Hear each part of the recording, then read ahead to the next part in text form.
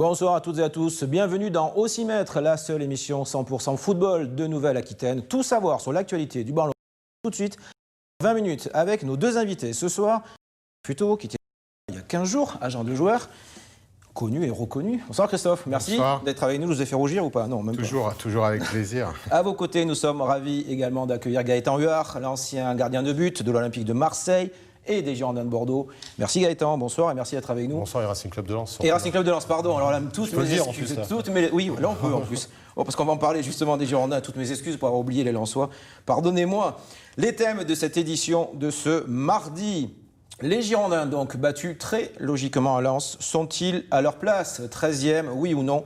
Nos invités répondront. On parlera de Ligue 2 également, où rien ne va plus, entre guillemets, à Pau. Battu à domicile ce week-end. Niort, en revanche, régale et se régale en tête de la Ligue 2. On parlera mercato, gros sous, transfert, finance avec Christophe Futo qui va nous dire que le marché des transferts français, bordelais entre autres, est totalement atone à 15 jours de la clôture des affaires du football. Gaëtan Huard, reçu, 4e thème de cette émission, tout nouvel entraîneur professionnel des gardiens de but. Vous allez nous en parler tout à l'heure, Gaëtan. Vous allez nous raconter, alors cette reconversion, peut-être en tout cas, cette nouvelle orientation dans votre carrière post-football. On commence par la Ligue 1. Messieurs, Bordeaux, 13e. Après sa défaite à Lens, sa défaite très logique. Bordeaux est-il à sa place? Christophe. Je ne vais certainement pas me contredire, car il y a 15 jours, et vous avez ri, tout du moins souri, jamais. Lorsque je vous ai dit que Bordeaux, s'il terminait entre la 10 et la 14e place, ça serait déjà une bonne saison, parce que c'est une année de transition. Jean-Louis Gasset est un très très bon entraîneur, n'en déplaise à certains, mais c'est pas Gérard Majax, c'est pas un magicien. Il fait avec ce qu'il a. Gaëtan, votre ancien club, je le répète, Lens, a été plutôt très bon même d'ailleurs contre Bordeaux. Est-ce que Bordeaux vous a déçu ou pas? C'est pas que Bordeaux m'a déçu, c'est la régularité qui me déçoit. Ils étaient sur une bonne tranche de match intéressant et tout, et là ils ont complètement explosé en vol. Il n'y avait pas d'envie, on a senti qu'ils se sont fait bouger, ils se sont fait rentrer dedans. Il y a toujours cette identité lensoise avec ce caractère, cette envie, cette hargne. Et ça pèse sur une équipe. Si vous n'êtes pas à la même hauteur, vous ne pouvez pas rivaliser. Même avec un stade un peu vide, à cause de la crise sanitaire, les Lensois, ils étaient à bloc. Oui. Alors il y a une stat qui tue un peu quand même, sur le début de saison des Girondins de Bordeaux, même si on voit les community managers du RC Lens ravis forcément à l'ouverture du score et des 2 buts marqués par les Lensois. Bordeaux aurait pu en prendre beaucoup plus. Et je vous disais, il y a une stat qui tue, c'est 24 tirs en 4 matchs. Bordeaux, depuis le début du championnat et depuis que l'organisme qui mesure les statistiques, Opta, enregistre ce genre de données, c'est le 2e plus faible total de toutes les équipes de Ligue 1 depuis 14 ans. Bordeaux, 24 tirs en 4 matchs.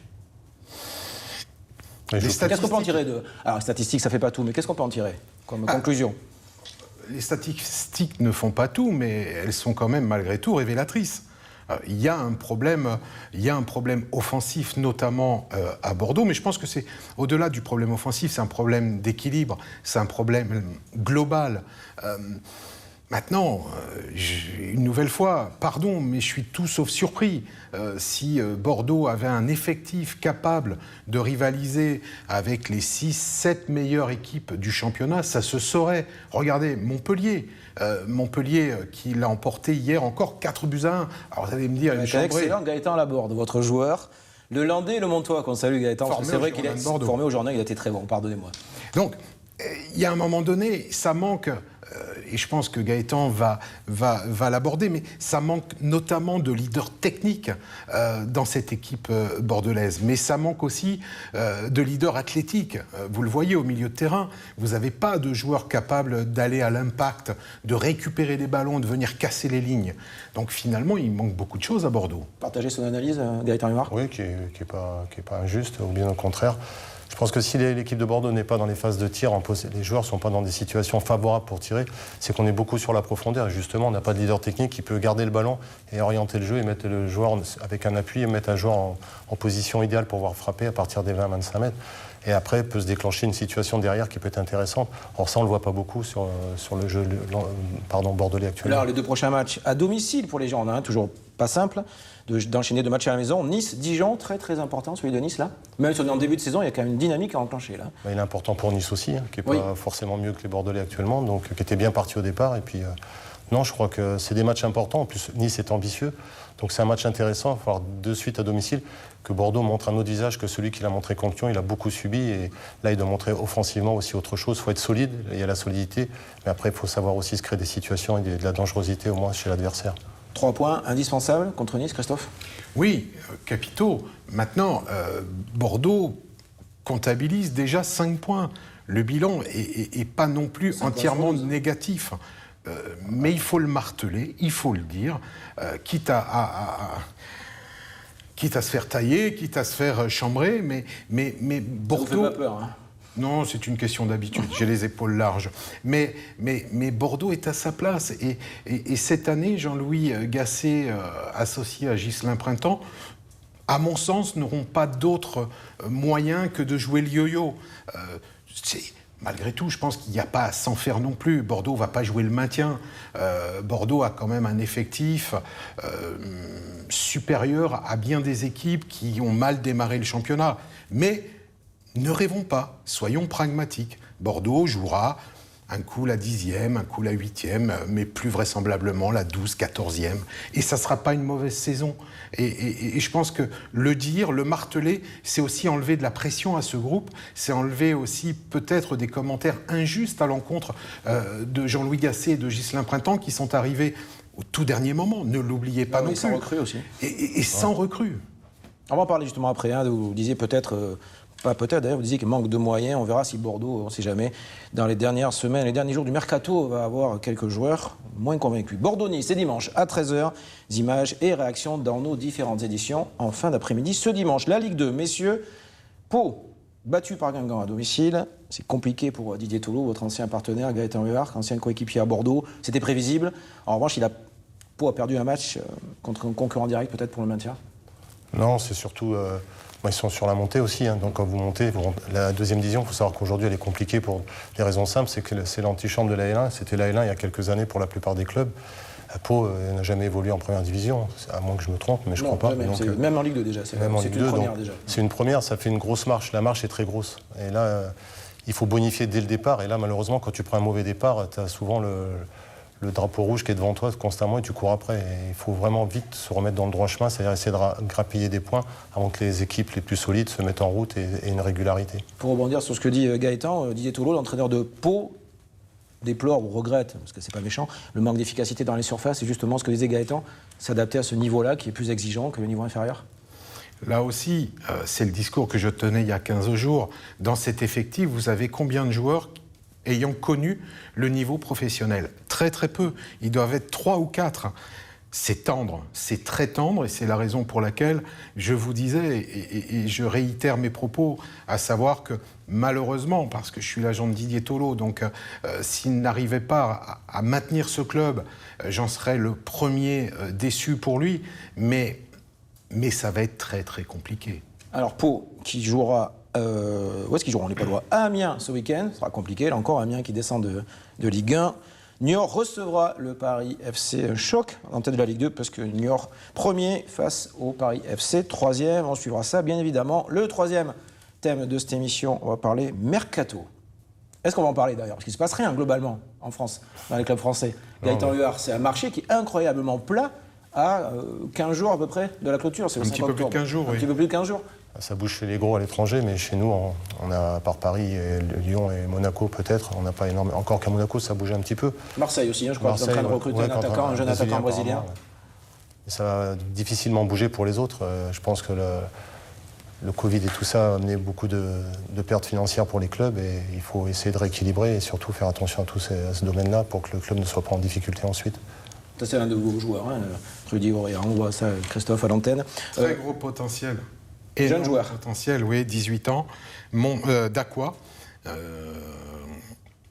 Au club, on est très optimiste. À Bordeaux, hein, il joue à Bordeaux. À Bordeaux, complètement. On est très, très optimiste quant à sa faculté d'intégrer très rapidement l'effectif professionnel malgré son jeune âge, 18 ans.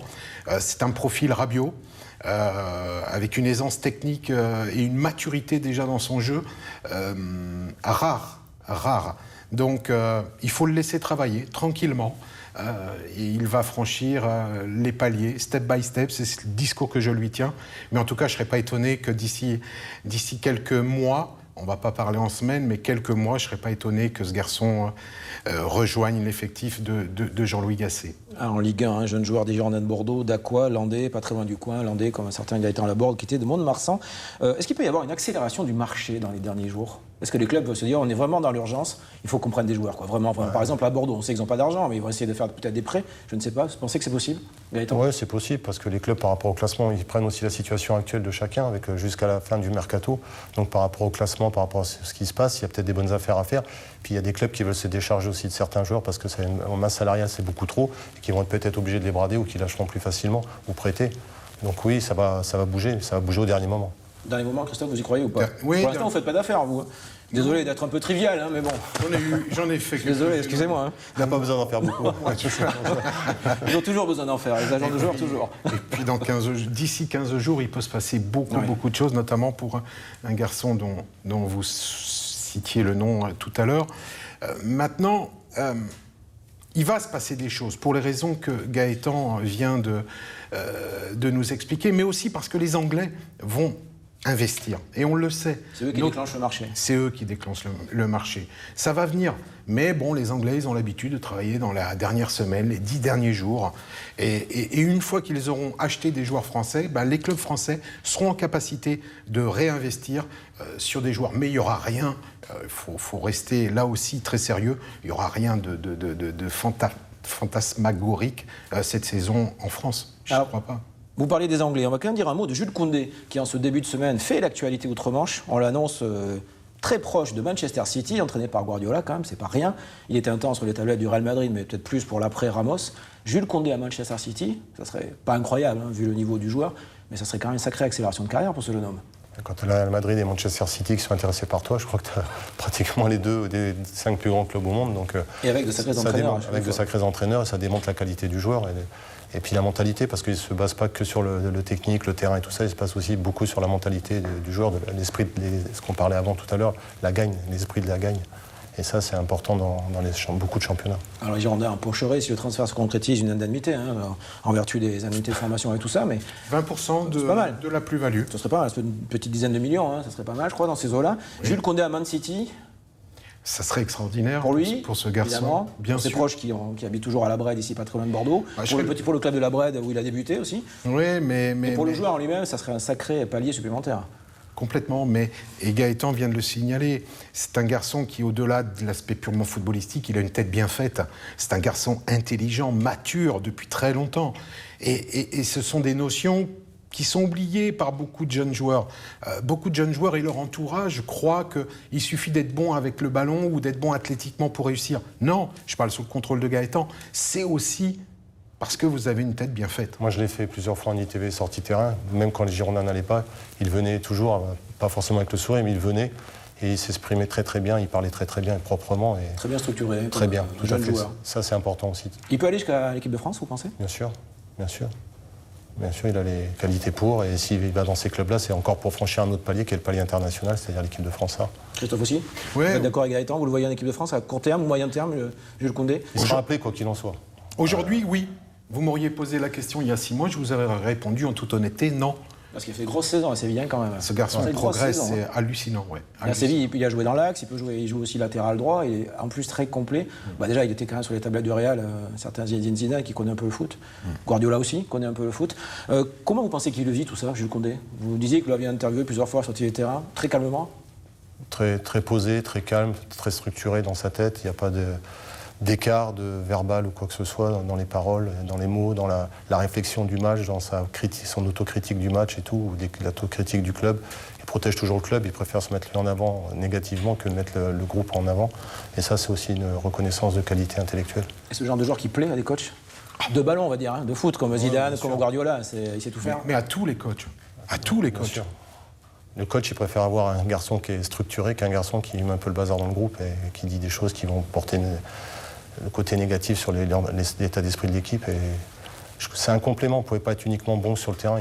Pour aller au très haut niveau, il faut être bon aussi dans structurer au niveau du cerveau, avoir des réflexions, des analyses, être posé, et puis savoir expliquer les choses calmement et posément. C'est un joueur que vous auriez aimé avoir devant vous à l'époque où vous étiez gardien? Vous en avez vu des très bons, j'ai pas dit ça, Gaëtan. Des très bons à la Lens, à Marseille, à Bordeaux, mais c'est le genre de joueur qu'on aime avoir quand on est gardien. Bien sûr. En plus, il est jeune, il a tout l'avenir devant lui pour faire une carrière extraordinaire. En plus, d'autant plus, comme on vient de dire, Manchester City, Real Madrid, je crois. Qu'est-ce que vous pouvez... Généralement, ces contrats, vous les attrapez en fin de carrière, mais bon... Non, pas lui. Lui, non, il le prend tout de suite.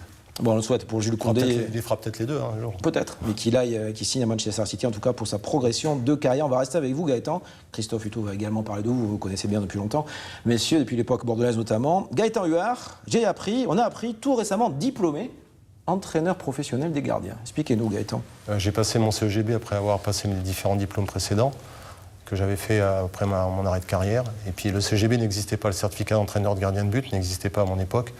Donc c'est un diplôme qui a été créé. Le facteur, on le voit, pardonnez-moi, on voit le facteur qui est venu chez vous l'autre jour. Parce que vous avez tweeté, vous étiez ravi de voir le facteur qui arrivait avec ça. On n'est pas toujours content de voir le facteur. Non, pas toujours, mais là c'était pour le diplôme, c'est bien. Ah, t'es content. On le voit, votre diplôme d'ailleurs. La session justement 2019-2020 avec Olivier Saurin, avec Franck Manteau, Grégory Vimbé, il y avait plein de gardiens de haut niveau et on était très contents et justement on attendait tous le facteur pour savoir. On savait déjà si on avait le diplôme ou pas, mais on le voyait pas arriver, on était inquiets, quoi. Mais on a passé vraiment ces 4 sessions de 4 jours sur l'année. Et après, vous avez un gros travail à côté à faire, c'est-à-dire vous devez faire un rapport de stage sur une année, un rapport de stage sur tout ce que vous faites, vos entraînements, les séances d'entraînement, juger les catégories des différentes catégories gardiens de but, des jeunes et tout. Très détaillé, très complet. Alors, moi, pour dire mon rapport de stage, il a fait 96 pages. Ah oui, effectivement. Donc là, aujourd'hui, vous pouvez être sur un banc dans un club de Ligue 1, de Ligue 2, dans un staff, alors maintenant ou dans quelques mois, évidemment. Après, il y a un projet de développement qu'il faut mettre en place aussi. J'ai fait un projet de développement et je le remercie à l'antenne, l'ASH, l'Association sportive du Haillan, qui est mon club où j'ai fait ma formation, avec bien sûr mon tutorat que j'ai fait avec Franck Chaumin au Girondins de Bordeaux pendant 2 jours. Je remercie Franck et les Girondins de m'avoir accepté et accordé ces 3 jours pour le faire. Et puis, non, ça veut dire que vous pouvez renseigner tout ce qui est professionnel, formation, pré-formation, centre de formation et professionnel féminin, professionnel masculin, il n'y a aucun souci. Gaëtan Huard, entraîneur des gardiens. Mais c'est le gardien talentueux, fougueux qu'il était, impétueux, très bon en plus de avec son caractère. Christophe, est-ce que vous auriez cru un jour qu'il aurait envie comme ça de transmettre et d'enseigner même au niveau professionnel. Il avait la fibre un peu quand même, Gaëtan. Oui, Gaëtan fait partie des joueurs que j'ai eu le plaisir de suivre et d'interviewer lorsque j'étais journaliste dans ma première vie. Il fait partie des garçons qui ont une tête bien faite. Donc, et c'est pas parce que je suis à ses côtés que je le lui dis, mais c'est une réalité. Et donc que Gaëtan, aujourd'hui, se dirige vers... Imaginez le club, je vous coupe un instant, parce qu'il y a un tweet, Top Girondin qui tweet, imaginez le club qui aura Gaëtan Huard dans son staff. J'espère les Girondins de Bordeaux. Sympa. J'espère à minima les Girondins de Bordeaux. On a la chance d'avoir... Gaëtan, bien évidemment. Ou Lens, j'oublie pas. Ah, je préférerais Bordeaux. Marseille. Non, mais c'est vrai, plus sérieusement, Gaëtan, c'est aussi l'envie de transmettre quelque part. Non, c'est l'envie de transmettre, c'est tout à fait ça. De transmettre l'expérience. J'ai discuté parce que mon tuteur, c'était Gilles Fouèche, qui est l'entraîneur de l'équipe de France féminine, et avec Franck Raviot, qui est entraîneur d'EA, et Laurent Chatrefou, qui gère toute la session et l'organisation du diplôme.